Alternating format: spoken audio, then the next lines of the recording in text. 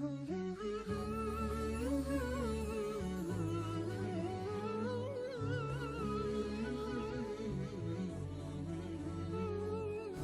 الله الرحمن الرحيم. الحمد لله والصلاة والسلام على رسول الله وعلى آله وصحبه وسلم تسليما كثيرا. يقول النبي صلى الله عليه وسلم: لا يموتن أحدكم إلا وهو يحسن الظن بربه. ومن علامات كمال إيمان المؤمن حسن ظنه بالله سبحانه وتعالى، فإنه المؤمن الصادق لا يظن بالله سبحانه وتعالى ولا يظن بكرم الله ولا بفضل الله إلا خيرا.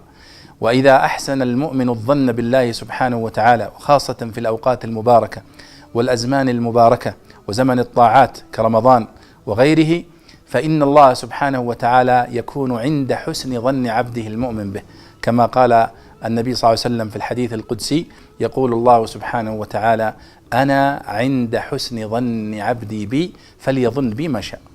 ولذلك فإنه ينبغي على كل مسلم أن يحسن الظن بربه، وأن يدعوه سبحانه وتعالى وهو يحسن الظن بأن الله سوف يستجيب له، وأن الله سوف يكرمه، وأن الله سوف يعطيه، فإن الله لا يتعاظمه شيء، ولا يتعاظمه ذنب أن يغفره، ولا يتعاظمه طلب أن يحققه، ولا يتعاظمه منزلة يطلبها عبده المؤمن بنية صادقة وبقلب خاشع إلا ويبلغه سبحانه وتعالى إياها بفضله وكرمه وجوده وعطائه سبحانه وتعالى، فإن ربنا جواد كريم سبحانه وتعالى.